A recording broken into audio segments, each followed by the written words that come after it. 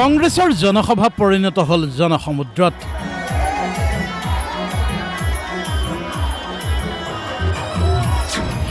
মানকাছাৰত কংগ্ৰেছৰ বিশাল নিৰ্বাচনী সভা।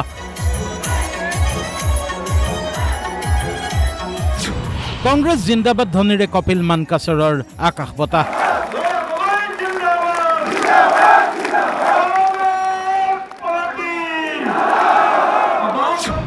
বিজেপিৰ বিৰুদ্ধে চোৰ চোৰ শ্লোগান।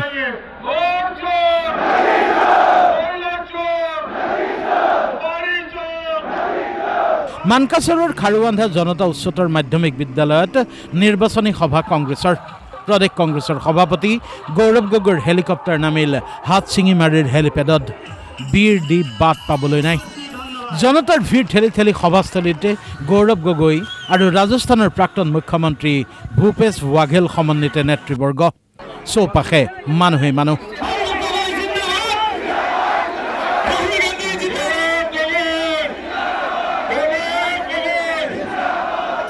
মানকাছাৰ সমষ্টিত কংগ্ৰেছ প্ৰাৰ্থী মহিবুৰ ৰহমান মণ্ডলৰ হৈ নিৰ্বাচনী প্ৰচাৰ।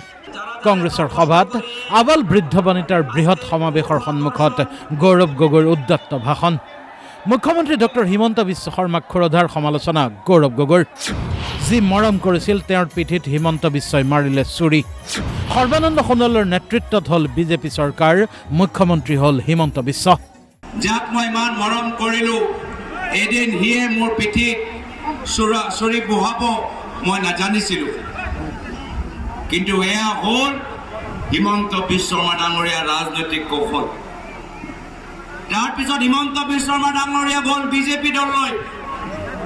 বিজেপি দলত একে কাম কৰিলে।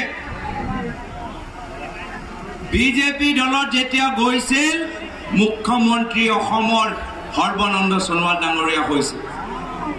2016 চনত সৰ্বানন্দ সোণোৱাল ডাঙৰীয়া অসমৰ মুখ্যমন্ত্ৰী। এগৰাকী আছু নেতা, জনজাতি নেতা। 5 বছৰ পিছত 2021 চনত আকৌ নিৰ্বাচন হ'ল। আকৌ সৰ্বানন্দ সোণোৱাল ডাঙৰীয়াৰ নেতৃত্বত অসমৰ ভিতৰত বিজেপি চৰকাৰ হ'ল। সৰ্বানন্দ সোণোৱাল ডাঙৰীয়াৰ নেতৃত্বত বিজেপি চৰকাৰ হ'ল। কিন্তু হিমন্ত বিশ্ব শৰ্মা ডাঙৰীয়া পুনৰবাৰ নিজৰ বিশ্বাসঘাতক চৰিত্ৰ দেখাই সৰ্বানন্দ সোণোৱাল ডাঙৰীয়াক আঁতৰাই নিজে এই মুখ্যমন্ত্ৰী আসনৰ ওপৰত বহি গ'ল। হিমন্ত বিশ্ব শৰ্মা ডাঙৰীয়া কেনেদৰে ৰাজনৈতিকভাৱে এখোজ আগুৱাই যায়, এইখিনি কথা আমাক সাৱধান হৈ চাব লাগিব। মানকাছাৰৰ অগপ প্ৰাৰ্থী জাভেদ ইছলামক হিমন্ত বিশ্বৰ প্ৰক্সি প্ৰাৰ্থী আখ্যা দি গৌৰৱ গগৈ ক'লে, জাভেদ ইছলামক ভোট দিলে ভোট সোমাব মুখ্যমন্ত্ৰীৰ খাতাতে। মানকাছাৰত হিমন্ত বিশ্ব শৰ্মা ডাঙৰীয়া নিজৰ প্ৰক্সি পঠাইছে। ইয়াত মানকাছাৰত হিমন্ত বিশ্ব শৰ্মা ডাঙৰীয়া প্ৰক্সি হ'ল জাভেদ ইছলাম ডাঙৰীয়া। যদি কংগ্ৰেছৰ বাহিৰে যদি ক'ৰবাত আপোনালোকে ভোট দিয়ে, 2টা ভোট ডাইৰেক্টলি হিমন্ত বিশ্ব শৰ্মা ডাঙৰীয়া বাকচত সোমাই যাব। ইফালে কংগ্ৰেছৰ নিৰ্বাচনী প্ৰতিশ্ৰুতি দোহাৰি গৌৰৱ গগৈয়ে ক'লে, কংগ্ৰেছে চৰকাৰ হ'লে মহিলাসকলক ব্যৱসায় কৰিবলৈ দিব 50,000কৈ টকা। 25 লাখ টকাৰ স্বাস্থ্য বীমা, ভূমিহীনক দিব ভূমি। প্ৰতিশ্ৰুতি গৌৰৱ গগৈৰ। আমাৰ প্ৰতিশ্ৰুতি হ'ল আমাৰ মহিলাসকলক বহুতে আজি নিজৰ ব্যৱসায় আৰম্ভ কৰিবলৈ বিচাৰে। আৰ্থিক সংকটৰ বাবে নিজৰ ব্যৱসায় আৰম্ভ কৰিব নোৱাৰে। আজি এইসকলক আমাৰ কথা হ'ল যে আমি তেওঁলোকক 50,000 টকা দি নিজৰ ব্যৱসায় আৰম্ভ কৰিবলৈ।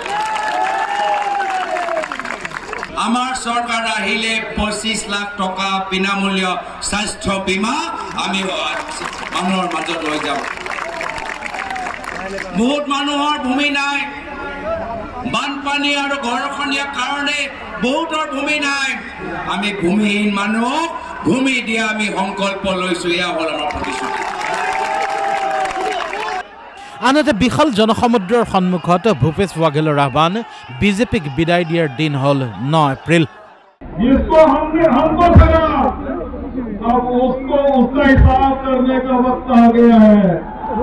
9 तारीख को जैसे मतदान शुरू होगा, ये पूरे क्षेत्र से केवल एक ही बटन चलेगा, किसका? উপস্থিত জনতাক বিজেপিৰ বিৰুদ্ধে চোৰ চোৰ শ্লোগান দিয়াৰ আহ্বান ৱাঘেলাৰ।